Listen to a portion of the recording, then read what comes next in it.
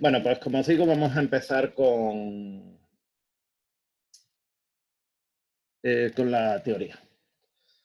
El último día terminamos de ver los sensores de visión y también estudiamos un poco los modelos asociados a lo que son la reflexión de luz y sombras en los objetos. Bueno, hablamos un poco muy ligeramente y existen modelos que lo que hacen normalmente es una combinación lineal entre un modelo puramente difuso y un modelo puramente especular. ¿Vale? No entramos mucho más allá de eso. También hablamos de señales y muestreos. Al final, una imagen digital no es más que una señal muestreada de una señal continua, que es simplemente lo que es la luz reflejada por los objetos, la imagen. Entonces tenemos dos muestreos, el muestreo espacial debido a los píxeles y el muestreo temporal debido al paso de los frames en un vídeo.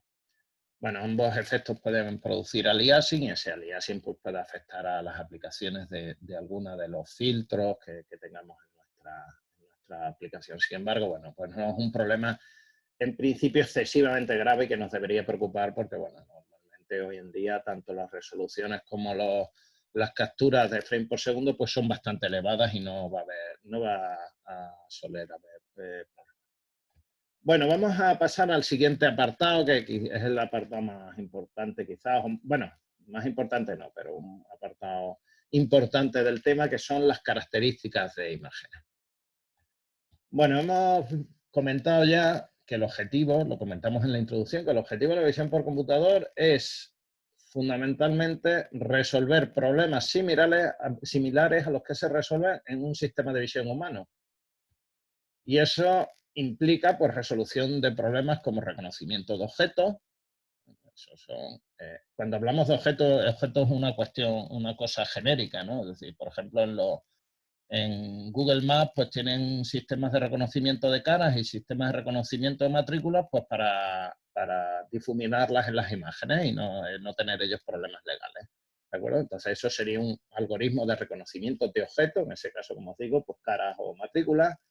También un problema es la localización de objetos, que está relacionado con la estimación de profundidad, es decir, en dónde se encuentra un objeto en la escena a partir de la imagen que capture. También interpretación de escenas. La interpretación de escenas va más allá de reconocer o no reconocer, sino, oye, ¿qué intención tiene? Si reconozco caras, pues esa cara es una cara alegre, una cara triste, etcétera, etcétera. Bueno, luego hablaré un poquito más de ello. Para resolver estos problemas y estos problemas últimos, que realmente son los que nos interesan, y en robótica especialmente, normalmente se sigue un proceso secuencial que se divide en dos tipos de niveles, ¿vale? Es lo que se denominan las tareas de bajo nivel y las tareas de alto nivel. Hay en algunos libros que las dividen en tareas de bajo nivel, tareas de medio nivel y tareas de alto nivel. Pero bueno, yo a mí prefiero dividirlo solamente en bajo y alto. Como os digo, es un proceso secuencial. Eso quiere decir que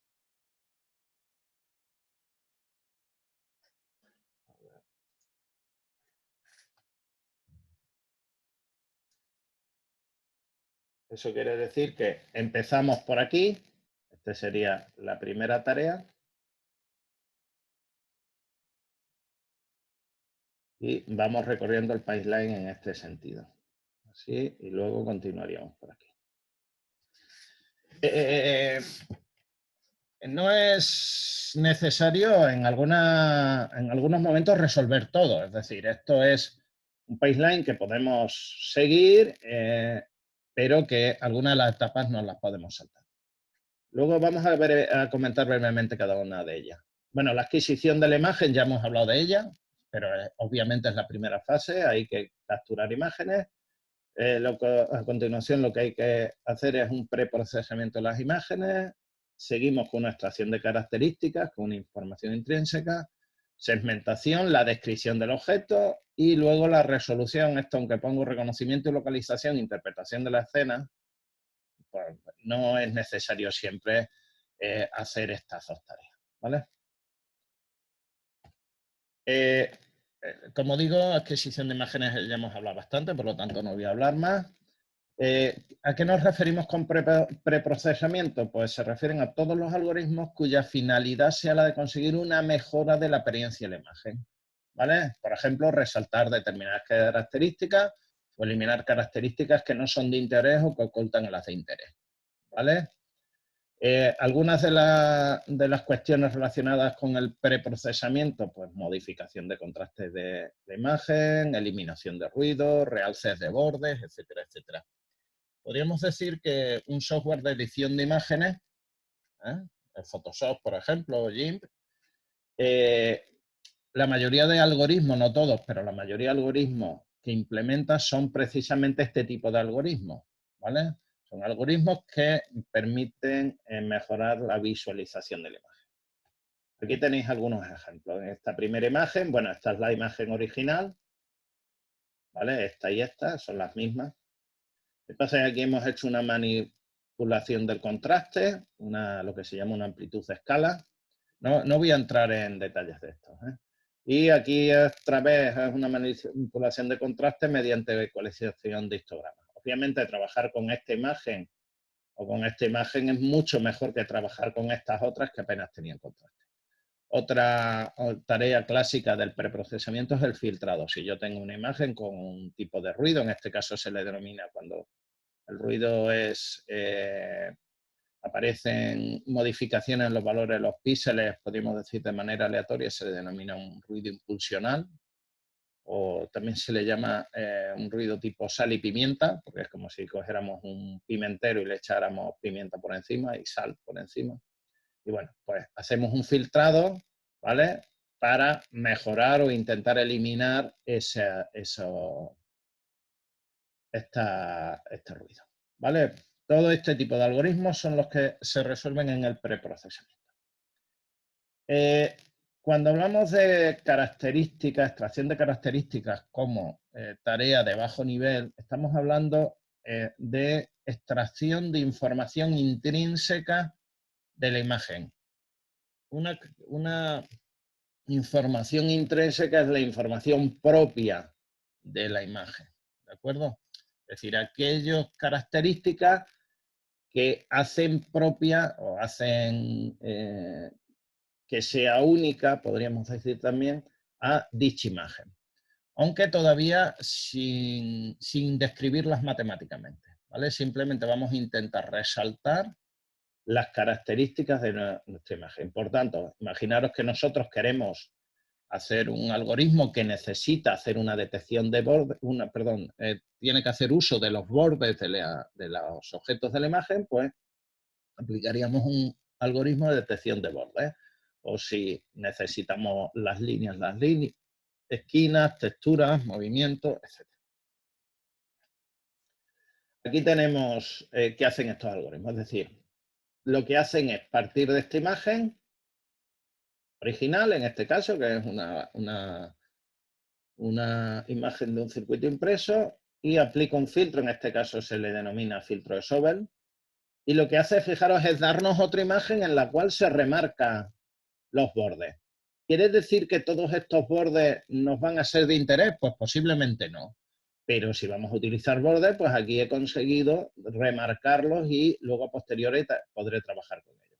Igualmente, pues se pueden aplicar otros filtros como el filtro de Cani, que fijaros que hace una detección mucho más exhaustiva de los bordes. Vuelvo a repetir que esto no es más que una nueva imagen en la cual, en cierta manera, lo que no me interesa está en negro, ¿vale? Que se representa con un 0. Y lo que sí me interesa a priori, aunque no sé si después realmente todo eso me va a interesar, pues se representa con un blanco, con un 255, ¿vale? En nivel de gris, ¿vale? Aquí tenéis otro algoritmo, por ejemplo, de detección de esquinas. Pues en esta imagen de un tablero de ajedrez me interesa detectar esquinas. Pues lo que hago es generar otra nueva imagen en el que se marcan los elementos que a mí me interesan. ¿De acuerdo? Fijaros que aparecen aquí. Esto sería los algoritmos de extracción de características intrínsecas, ¿vale? Y forma parte de bajo nivel. Segmentación. La segmentación, en cierta manera, ya constituye la primera etapa de las tareas de alto nivel y consiste en separar los objetos de la imagen para poder distinguirlos entre sí. Es decir, normalmente se parte de la fase anterior y se produce una separación de los distintos elementos que tenemos. Normalmente, tras la fase de segmentación, pues se eliminan ruidos, es decir, se realizaría una etapa similar a la que se hace en el preprocesamiento, lo que pasa es que esta es el resultado de la segmentación y se utilizan otro tipo de filtros, no vamos a hablar mucho de ello, pero se utilizan otro tipo de filtros que se denominan transformaciones morfológicas. Aquí tenéis un ejemplo, pues partiríamos de la imagen, haríamos lo que se llama una umbralización, ¿vale? En este caso lo que hacemos es eliminar el fondo, lo que es fondo lo marcamos a blanco y lo que es no fondo, los bolígrafos y lápices en este caso, los marcamos en negro y luego pasamos un proceso que se llama de etiquetado, ¿vale? Con este etiquetado termina la última fase de la segmentación. Fijaros que lo pongo en distintos colores, esto quiere decir pues que ya he distinguido un objeto 1 de un objeto 2 y de un objeto 3, ¿vale? Quiere decir esto que está... Hombre, si nuestro algoritmo terminase en cuántos bolígrafos tiene en la imagen, ahí en la imagen, pues aquí acabaría la tarea. Por eso digo que no siempre es necesario hacer todas las fases que hemos visto anteriormente. Si es, oye, dime cuántos bolígrafos tengo en la escena. Pues aquí habría etiquetado, tengo 3 objetos, pues 3. Si el problema es, quiero que me digas cuántos bolígrafos en la imagen terminan en punta o tienen punta o no tienen capuchón. Entonces todavía no habríamos terminado. Tendríamos que continuar, ¿vale?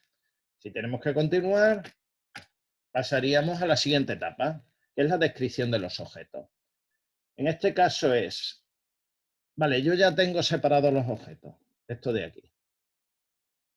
Pues voy a darle una descripción matemática que me permita diferenciar las características de unos objetos de otros, ¿vale? En este caso, en el ejemplo que os he puesto, pues me interesa algún tipo de a ver, voy a cambiar el color.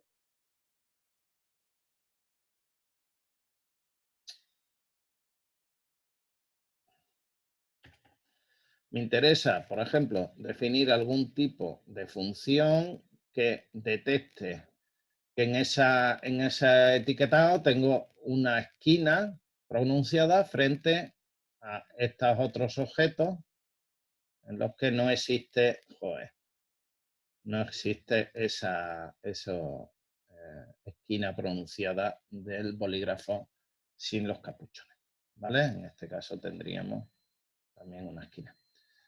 Estoy hablando ahora un poco sobre un ejemplo que se me acaba de ocurrir. Bueno, entonces, toda aquella descripción matemática que me permite distinguir los objetos que me interesan de los que no, pues es lo que se llama descripción de los objetos, ¿vale? A estas características se les denomina normalmente en inglés features, a diferencia de las características intrínsecas, ¿vale? Aunque en eso hay un poco también de controversia o de distintas escuelas, ¿no? Y hay gente que llama future tanto a las intrínsecas como a las extrínsecas. Pero bueno. Por último, las características pueden ser locales, eso quiere decir que representan solamente una pequeña parte de la imagen, o pueden ser globales que representarían a la imagen completa. Lo normal para reconocer es que sean locales, lo normal, ¿vale? Son más, a no ser que sean imágenes muy sencillas o descripciones de objetos muy sencillos. Bueno, siguiente paso, pues reconocimiento y localización. Aquí simplemente os voy a comentar en qué consiste cada problema. El primero, el reconocimiento, pues lo que trata es de determinar qué objetos conocidos son los que constituyen la escena, ¿vale? Si yo en la imagen anterior, en vez de tener bolígrafos, tengo bolígrafos, gomas y afilalápices, y a mí lo que me interesa es reconocer los bolígrafos, pues estaríamos ya en una fase de reconocimiento de bolígrafos, ¿vale? En esta fase de reconocimiento, para reconocer bolígrafos. En el ejemplo que os decía también antes de Google, para las imágenes de Google Maps, pues tenemos los reconocimientos de caras, los reconocimientos de matrícula. Y luego la localización resuelve el problema de dónde y cómo se encuentra el objeto que se ha reconocido. Fijaros que aquí, vuelvo al ejemplo este, bueno, todos los bolígrafos, bueno, se encuentran aproximadamente en esta dirección, ¿vale? Pero podríamos tener bolígrafos en esta dirección y otros en otra dirección, ¿vale? Con otro ángulo. Pues entonces, la localización sería en qué posición, normalmente se referencia con respecto al centro de gravedad, qué posición y qué orientación tiene el objeto con respecto a la imagen, ¿vale? Muchos problemas de visión acaban en esta fase, la fase de reconocimiento. En robótica, en cambio, es importante el problema de localización, ¿vale?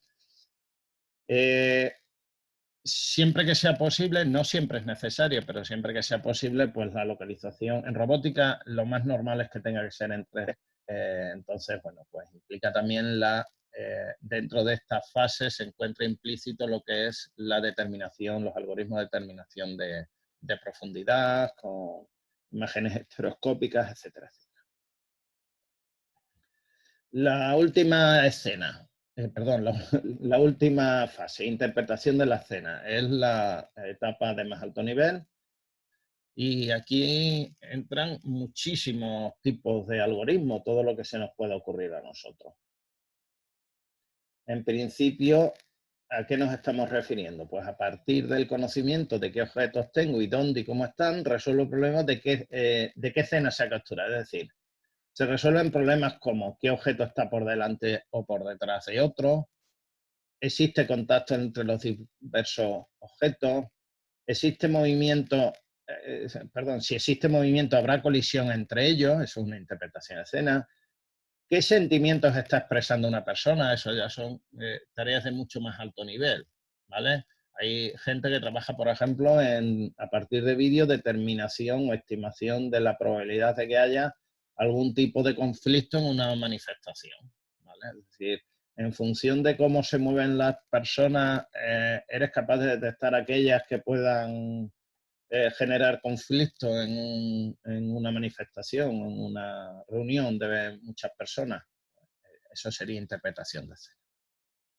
Bueno, de todo esto, nosotros nos vamos a centrar fundamentalmente en comentar algunas de las características intrínsecas y extrínsecas de la imagen. Como digo, esto es la visión por computador, por sí sola es una materia y no podemos entrar en estas clases en muchas cuestiones, ¿no?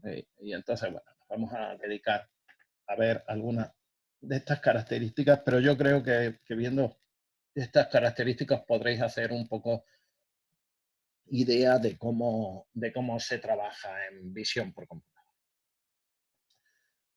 Bueno, ¿vais entendiendo hasta ahora? ¿Tenéis dudas? ¿Vais bien? Sí, Santiago. Bueno, pues vamos a empezar a ver algunas de estas características. Bueno, en primer lugar, quizás cuando vemos una imagen, lo primero en lo que nos podemos fijar es en el color y las sombras que se producen en la imagen. Y podríamos tener la tentación, imaginaros que nosotros queremos ver si dos imágenes son iguales o son de la misma escena, y podríamos tener la mala idea de comparar píxeles a píxeles las dos imágenes. Esto es un procedimiento que nunca va a funcionar, ¿vale? No va a resolver ningún problema. Yo puedo tener incluso dos imágenes capturadas con muy poco tiempo de diferencia en un vídeo, hacer la resta entre esos dos valores y que el valor sea bastante elevado, ¿vale? Y eso es que la intensidad de luz en cada uno de los píxeles varía mucho. ¿Qué es lo que no varía tanto?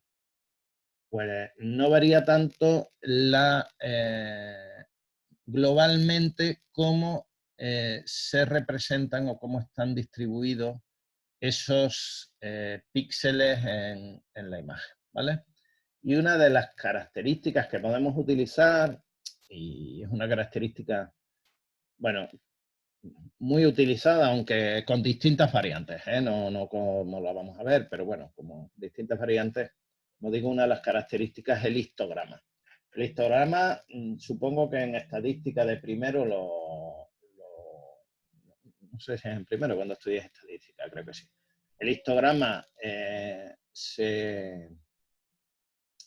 lo habéis visto, y en este caso en una imagen lo que se hace es, suponiendo que tenemos una imagen de 8 bits, si es de 8 bits, el mínimo valor que puede almacenar el píxel es el 0 y el máximo es 2 elevado a 8 menos 1, es decir, 255. El 0 es el negro y el 255 es el blanco puro, ¿vale? Y entre uno y otro pues está el resto de niveles de grises, pues entonces lo que se hace es representar en el eje de las abscisas los distintos niveles de grises, desde el 0 a 255, y en el eje de ordenada lo que hacemos es representar el número de veces que esa intensidad, ¿vale?, de ese nivel de intensidad se ha presentado en la imagen. Ahora veremos algún ejemplo. Si dividimos el número máximo de la frecuencia del histograma entre todos los valores de frecuencia, tenemos lo que se llama el histograma normalizado, ¿vale? Y este representa la probabilidad de tener en la imagen un píxel con un valor de intensidad al que está asociado a esa frecuencia. Ahora lo vamos a ver aquí y lo entenderéis mejor. Si tenemos esta imagen, esa imagen original, ¿cuál es el histograma? Pues el histograma se determina, como veis, en el eje abscisa, representando desde el mínimo valor que se puede tener, que es el 0, hasta el máximo valor, que es el 255. Bueno, no viene aquí representado, pero llega hasta el 255. ¿Y ahora qué hacemos? Imaginaros el píxel 100.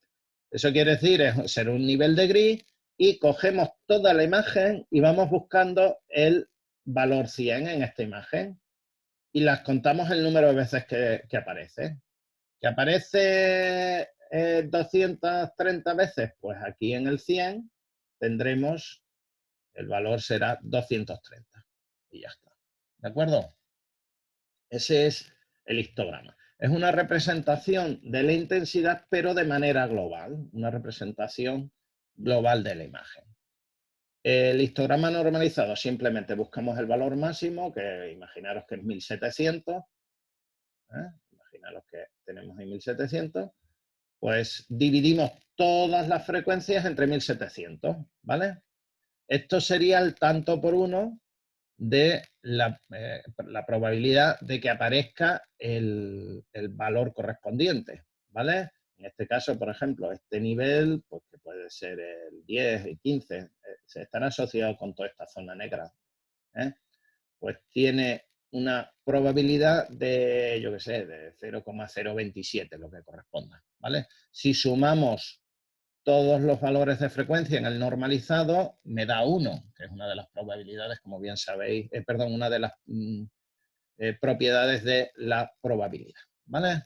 Bueno, esto, yo creo que el tema del histograma es bastante claro y no se diferencia con respecto a otros histogramas que hayáis podido representar en alguna otra asignatura. Bueno, ¿para qué se utiliza el histograma? Bueno, pues es una representación intrínseca, esto sería una característica intrínseca, que se utiliza precisamente para el preprocesamiento de imagen. Si veis lo que aquí, esto Fijaros que el segundo ejemplo que os dije era una ecualización del histograma, ¿vale? Es decir, para hacer esta ecualización, para pasar de esta imagen a esta otra, hemos utilizado el histograma, ¿vale? No vamos a ver exactamente cómo, pero en este caso no, ¿vale? En este primer caso no hemos... bueno, sí, también hemos utilizado, estaba pensando, también se utiliza, en ambos casos se utiliza el histograma, ¿vale? Es decir, es una característica que se utiliza bastante en esta fase.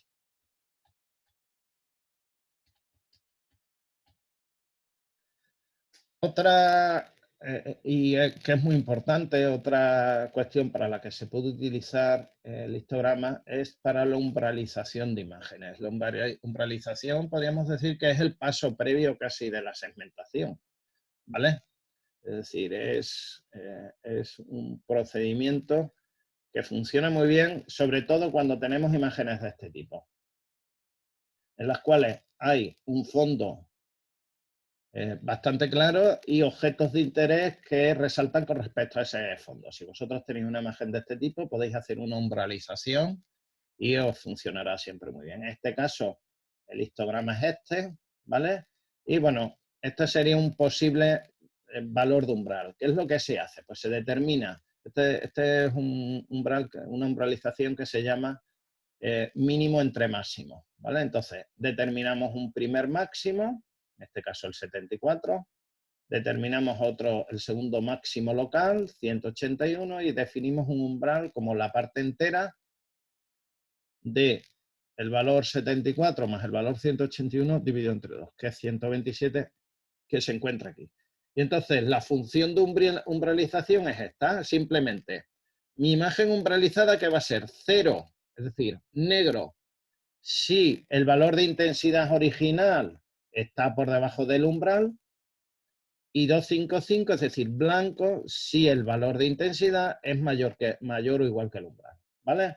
Por ejemplo, en este caso, un píxel que se encuentre aquí, ¿vale? Que está aquí, tiene un valor de intensidad menor de 74, perdón, menor de 127. Por tanto, como es menor de 127, en la imagen correspondiente, en ese mismo píxel, lo marcamos como 0. Sin embargo, un píxel aquí va a tener un valor mayor que 127 y en la imagen correspondiente umbralizada lo vamos a marcar aquí con un blanco, con un 255. ¿Vale? ¿De acuerdo?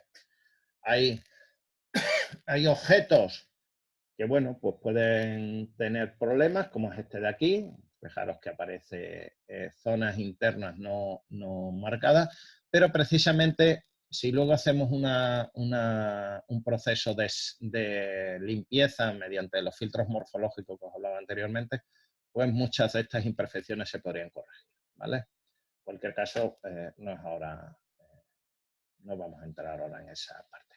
Sin embargo, bueno, este método, que es muy sencillo de entender, no os creáis que es tan fácil de programar luego, ¿vale? Calcular estos dos máximos locales, pues tiene, no es que sea muy complejo, pero no es inmediato, ¿vale? Existen métodos más sofisticados para calcular el valor umbral, ¿vale? Y el método más utilizado es un método que se denomina el método de Aoutsu, ¿vale? Este se puede encontrar en cualquier librería de programación de visión por computador, en MATLAB o en cualquier otra librería. El método SU no vamos a verlo matemáticamente. No es que sea complejo, vuelvo a deciros, lo que pasa es que, bueno, que no tenemos todo el tiempo para hacer esto en profundidad. El método SU hace un cálculo de la varianza, del valor estadístico de la varianza, entre la primera y segunda parte en la que se divide el histograma.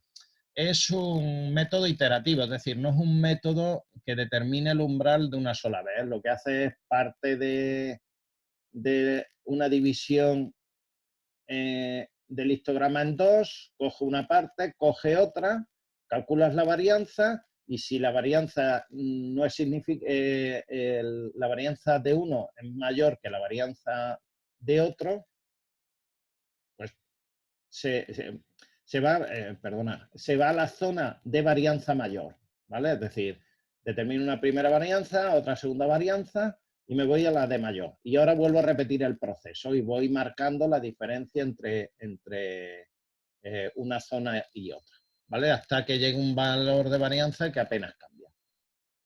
Aquí tengo un ejemplo de una imagen. Fijaros que aquí ya no están las cosas tan claras, ¿vale? Es decir, ya en dónde se encuentra el fondo y dónde se encuentra el objeto de interés. Y entonces, bueno, si aplicáramos el método de mínimo entre máximos, el que os he explicado anteriormente, pues tendríamos este primer máximo, este segundo máximo, y el valor entre ellos pues es aproximadamente 51. Sin embargo, si aplicamos el método de Otsu, el valor umbral se encuentra aquí, que no lo podríamos haber determinado de otra manera, y vale 99. ¿Vale?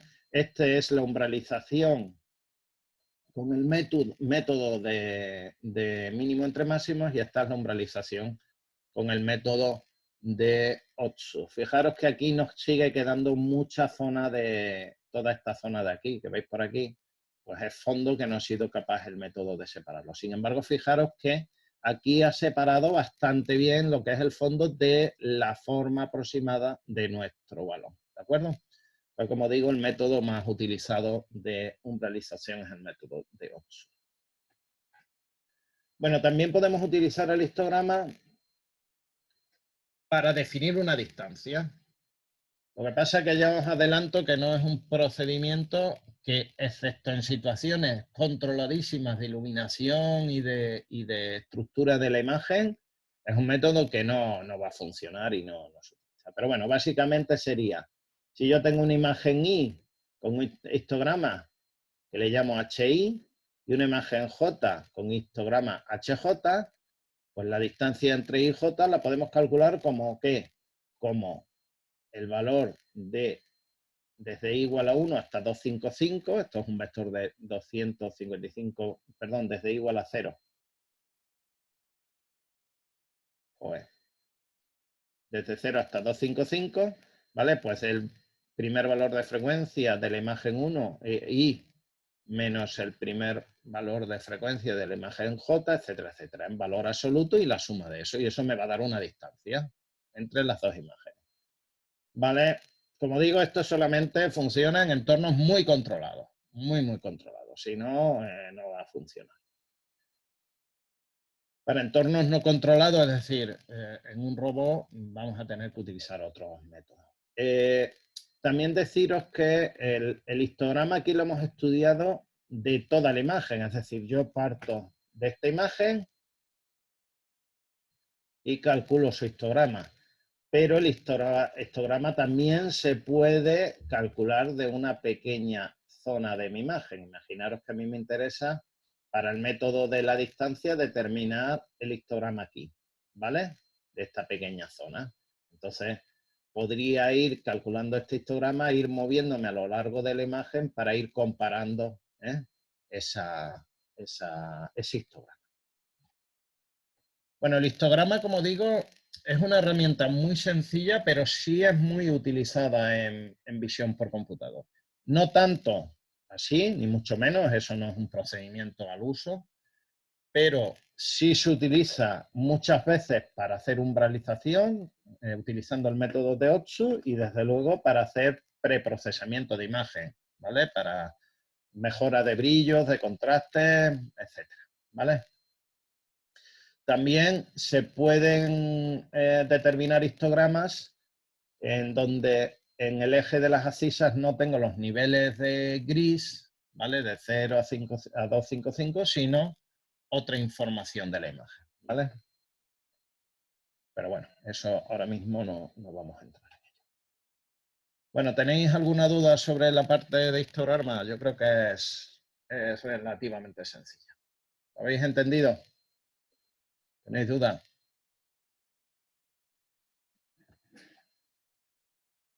¿Hay alguien al otro lado? Sí, sin problema. Vale, venga, sigo.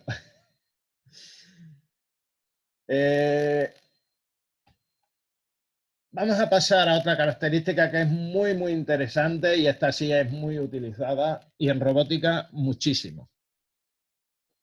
están asociadas, bueno, con una restricción del vídeo de la imagen, pero está relacionado con el movimiento de los objetos, ¿vale? Una cosa muy importante en robótica y en otros muchos ámbitos es la determinación del movimiento de los objetos en un vídeo. Eso es una característica muy relevante. Cómo se mueven los objetos y hacia dónde van a ir los objetos. Para resolverlo se emplea una característica, y es que en las imágenes en movimiento, aunque sea una imagen fija, ¿vale? Es decir, yo tengo, imaginaros un vídeo que está capturando una imagen fija de un terreno.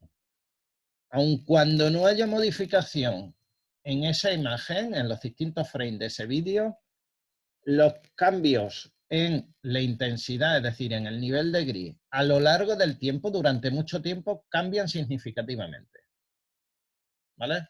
Es decir, yo cojo una imagen desde la ventana de mi despacho a la calle ahora y dentro de una hora, y los cambios en iluminación son muy grandes. Sin embargo, sí se puede considerar estable los cambios de iluminación cuando los frames son muy próximos. Es decir, yo cojo, imaginaros, con una cámara de vídeo a 30 frames por segundo y capturo imágenes. Eso quiere decir que en un segundo voy a tener 30 imágenes. Pues si yo calculo de la diferencia entre esos frames, las diferencias en la intensidad, es decir, en el nivel de gris, va a ser muy pequeño. ¿De acuerdo? Entonces nos basamos en esta característica. ¿Vale? Esa es la hipótesis de trabajo, que es una hipótesis totalmente factible. Bueno, esa propiedad, ¿cómo se puede representar? Pues de esta manera, que el valor de la imagen en un píxel XY, o el valor de intensidad de una imagen, el nivel de gris en el píxel XY en el instante T, va a ser igual a Y en el X más un pequeño diferencial de X, es decir, puede haber un pequeño cambio en la X, un pequeño cambio en la Y y un pequeño cambio en un diferencial de T, ¿vale? Es decir, esto se puede expresar matemáticamente de esa manera, ¿vale? Bueno, vamos a ver un poquito de matemáticas. Si yo tengo esto, puedo hacer y de x más diferencial de x y más diferencial de y, t más diferencial de t, lo puedo desarrollar en series de Taylor, ¿vale? Desarrollo en series de Taylor de esta función multidimensional de 3 dimensiones en x y t, pues igual a y de x y t más la parcial de y con respecto a x diferencial de x más la parcial de y con respecto a y diferencial de y más la parcial de y con respecto a t diferencial de t. Esto simplemente es desarrollo en serie de Taylor. Más los términos de orden superior. He puesto x cuadrado, sería x cuadrado y cuadrado t cuadrado. ¿Vale? Lo que se hace, como siempre, es despreciar los términos de orden superior. Consideramos que esos son cero. Y fijaros por la propiedad que hemos visto anteriormente, que decía que y de x, de x más diferencial de x y diferencial de y, t más diferencial de t era igual a y de xt. Por lo tanto, esto es igual a esto, los podemos quitar. ¿Vale? Y si despejamos de aquí este término, pues tenemos que la variación de y con respecto, perdón, despejamos, perdón, este término, no este de aquí, ese no, ese lo pasamos para el otro lado. La menos parcial de y con respecto a t es igual a la parcial de y con respecto a x diferencial de x dividido por diferencial de t, más la parcial de y, es decir, la variación de la imagen en el eje y, ¿vale? De la intensidad de la imagen en el eje y por la derivada de y con respecto a t. ¿Vale? Entonces, fijaros que esta es una ecuación que relaciona el movimiento, la velocidad de los píxeles. Esta es una velocidad, la Vx y esa es la Vi, ¿de acuerdo? Y eso lo relaciona con las variaciones geométricas y temporales de la imagen, ¿vale? Lo que podemos llamar E de X, E de Y, E de T. E de X sería la variación de Y con respecto a X, E de Y la variación de Y con respecto a Y, y E de T es la variación de Y con respecto a T, ¿vale? Esto es el gradiente de la imagen, ¿de acuerdo? El gradiente es el gradiente de una función bidimensional, no hay que olvidar que Y no es más que una función bidimensional. Entonces, si yo hago la parcial de Y con respecto a X, parcial de Y con respecto a Y, eso es el gradiente, ¿vale? Y esta es la derivada de la imagen completa con respecto al tiempo, ¿vale? Bueno, esta ecuación, que es esta misma, ¿vale? Que es esta misma. Lo que pasa es que pasando de nuevo este término para allá, esta ecuación se le denomina ecuación de restricción del flujo óptico. Y al campo vectorial Vx, Vi, no V, sino Vx, Vi, se le denomina flujo óptico, ¿vale? Fijaros que este flujo óptico es precisamente lo que nos interesa para detectar movimientos, ¿vale?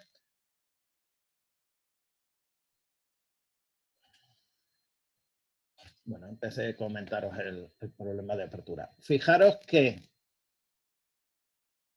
¿cómo voy a poder calcular este término? Pues este término se puede aproximar simplemente haciendo la diferencia entre la imagen,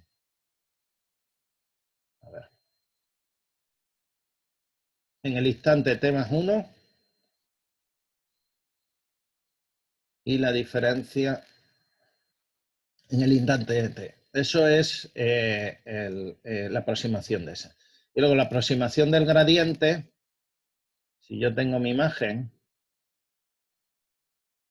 y tengo los distintos píxeles, hay distintas aproximaciones, ¿vale? Estos son los píxeles de mi imagen. Pues la parcial de Y con respecto a X sería, si este es el píxel J, J menos 1 y J más 1, y el píxel Y menos 1, Y más 1, ¿vale? Espero que lo veáis. Pues la parcial de Y con respecto a X es simplemente, se podría calcular como Y de Y, J más 1 menos Y de Y, perdón, Y, J. ¿Vale? Ese sería el gradiente, la parcial de Y con respecto a X. Y la parcial con respecto a Y de la imagen se calcularía como Y de Y más 1 J menos Y de Y, J. ¿Vale? Hay otras formas de determinarlo, ¿de acuerdo? Esto es como un poco la aproximación cuando en control digital estudiáis las aproximaciones de la derivada, ¿vale? Ahí existe el método de Euler, el método que es el método hacia adelante, el método hacia atrás, el método de Tübingen, hay distintos procedimientos, pero al final simplemente los quiero hacer ver que tanto este término como este término son términos que se pueden calcular sin problemas a partir de las imágenes, ¿de acuerdo? Y lo que nos interesa es Vx, que es esto, y V. ¿Vale? ¿Me seguís? Bien. Bueno, el problema, este problema de todos modos no es sencillo de resolver todavía, ¿vale? Hay un problema que se llama el problema de apertura, ¿vale? Y ese problema de apertura, a partir de esta ecuación de flujo óptico, es el problema es lo que aparece o lo que ocurre es que solo se puede calcular la velocidad del píxel si ésta tiene un vector que no es coincidente con la dirección del gradiente. O lo que es lo mismo, no se puede calcular la velocidad de píxeles cuya velocidad es paralela a algún borde del objeto. Os voy a poner aquí un vídeo en este vídeo, en esta primera parte, en la izquierda, vais a poder ver un objeto moviéndose, sería nuestra imagen, un objeto moviéndose de izquierda a derecha, un cuadrado. Esta segunda imagen es la parcial de I con respecto a T, es decir, lo que he hecho ha sido coger el frame T más 1 menos el frame T, ¿vale? Para los distintos valores de T. Es decir, 1 menos 0, 2 menos 1, 3 menos 2, y los he ido montando. Y aquí he representado, he hecho una representación del gradiente en una sola imagen de la representación anterior, ¿vale? Como un valor, como podríamos decir, la I lógica entre los dos gradientes, ¿vale? De tal manera que si alguna de las derivadas en X o en Y es 0, no aparece, ¿de acuerdo? Bueno, voy a darle al vídeo y ahora os voy explicando, ¿vale? Habéis visto un poco el movimiento, ¿no? A ver, ¿se ve el vídeo bien?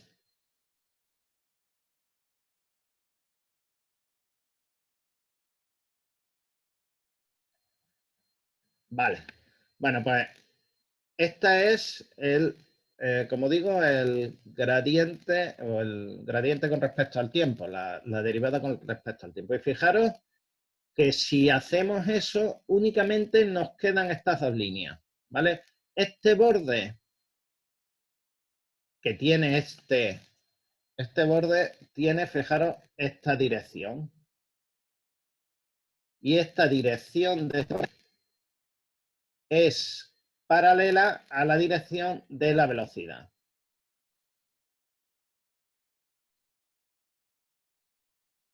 La velocidad tiene ese sentido.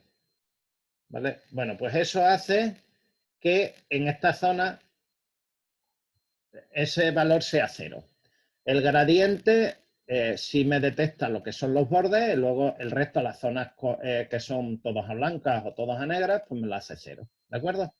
Y en cierta forma se va a poder calcular, se podría calcular la velocidad siempre que para verlo de alguna manera, la I lógica entre esta imagen y esta imagen sea 1. Fijaros que la I lógica entre esto y esto va a ser esto mismo. Por tanto, no vamos a poder determinar las velocidades de ninguno de estos bordes, ¿vale? Quizás en este problema no sea muy complejo, no sea muy grave, porque en el fondo es un único objeto moviéndose en este sentido, ¿vale? Pero si yo en vez de tener un cuadrado tengo un objeto así, pues perdería, no podría determinar bien su velocidad, ¿vale? Este es lo que se denomina el problema de la apertura. Fijaros otro, bueno, este es otro ejemplo también. En este caso, en vez de ser un cuadrado, es una elipse. Y bueno, en este caso no hay tantos problemas. Aquí hay zonas, estas de aquí, que bueno, que voy a perder información de velocidad, pero bueno, no es tan grave, ¿vale? ¿De acuerdo? Ahí en teoría se podría determinar. Bueno, voy a terminar esta parte y ya con eso acabamos la clase. Bueno, otros problemas. En la ecuación xvx más ivy igual a menos et, que se puede, el gradiente por v igual a et, x, y et son escalares, ¿vale? Es decir, para cada píxel, obviamente. Son matrices, pero para cada píxel yo calculo la vx y la vi de cada píxel. Entonces, fijaros que si eso es un escalar, tengo una única ecuación con dos incógnitas y eso me da infinitas soluciones. Por lo tanto, no es inmediato tampoco el cálculo de esos valores a partir de esa ecuación. Y el último problema es que como x, y y et se obtienen como diferencias entre imágenes, ¿vale? Lo que os he puesto antes, las expresiones que he puesto antes, en realidad luego se utilizan operadores como el operador de Sobel, que en el fondo lo que hace es el cálculo del gradiente,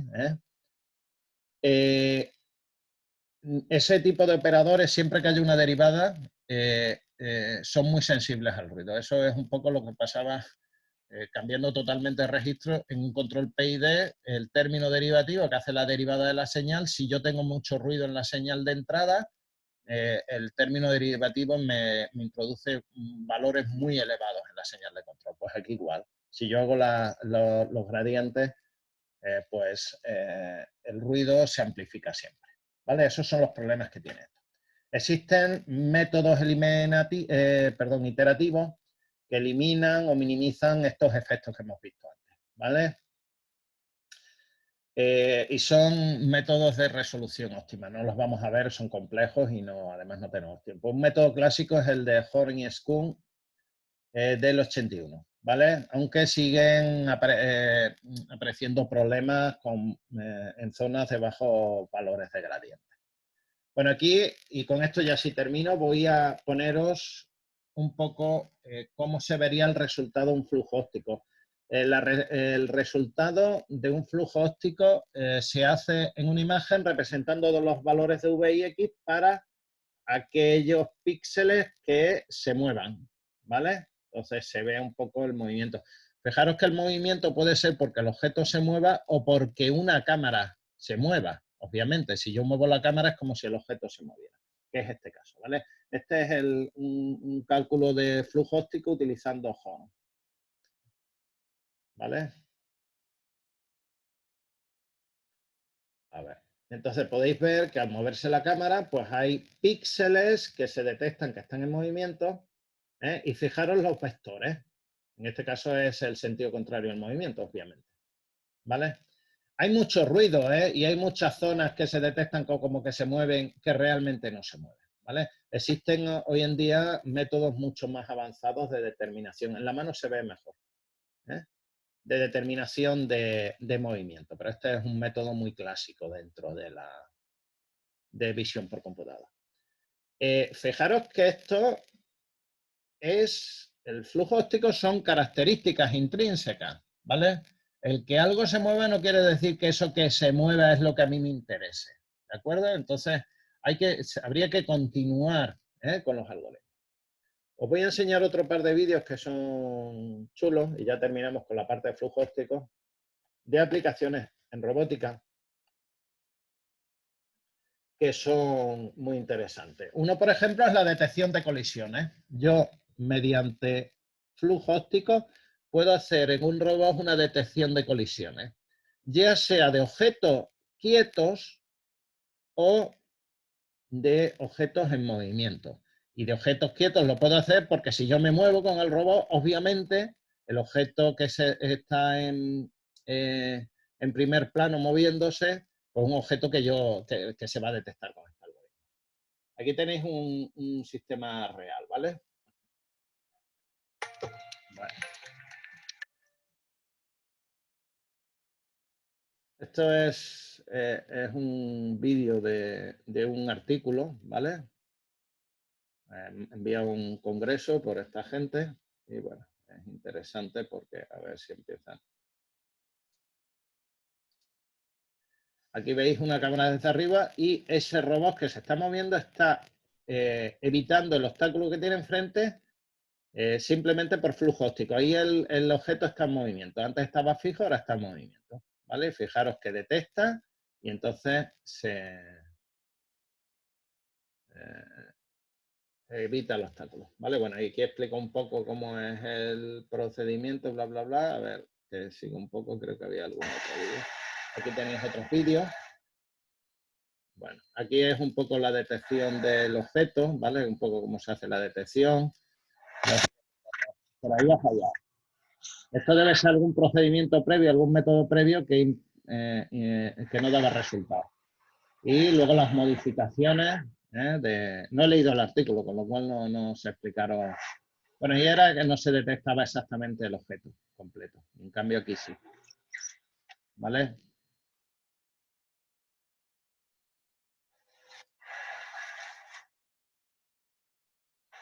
Bueno, y ahí es capaz de esquivarlo. Bueno, entonces, detección de colisiones es una de las aplicaciones clásicas en robótica Y también se puede hacer detección de objetos en movimiento, segmentación de objetos en movimiento. Fijaros que aquí, mediante movimiento, esto es una cámara fija que está viendo una autopista y lo que va a hacer es separar todo el fondo en un escenario complejo, en el sentido de que es cambiante de iluminación y el fondo no es sencillo no tiene un valor constante, tenemos zonas de vegetación, tenemos lo que es la carretera, pero mediante movimiento puedo hacer segmentación, es decir, me quedo con solo aquellos objetos que se estén moviendo y esa es la segmentación de objetos en movimiento. Aquí utilizamos el flujo óptico, propiedades intrínsecas, para ir a la segmentación utilizando dicha propiedad o característica intrínseca. ¿Vale? Aquí tenéis... Bueno, voy a quitar el sonidito este. Ahí veis, ¿vale? Cómo se puede hacer la segmentación de los coches que están en movimiento, incluso de un ciclista, no sé si lo veis aquí el ciclista, y es este de aquí, ¿vale? De objetos en movimiento de la imagen, ¿de acuerdo? Por lo tanto, con esto el sistema puede dedicarse solamente a lo que le interesa, que es detectar qué objetos, qué coches se están moviendo en mi escena. Bueno, con esto terminamos la teoría. ¿Tenéis alguna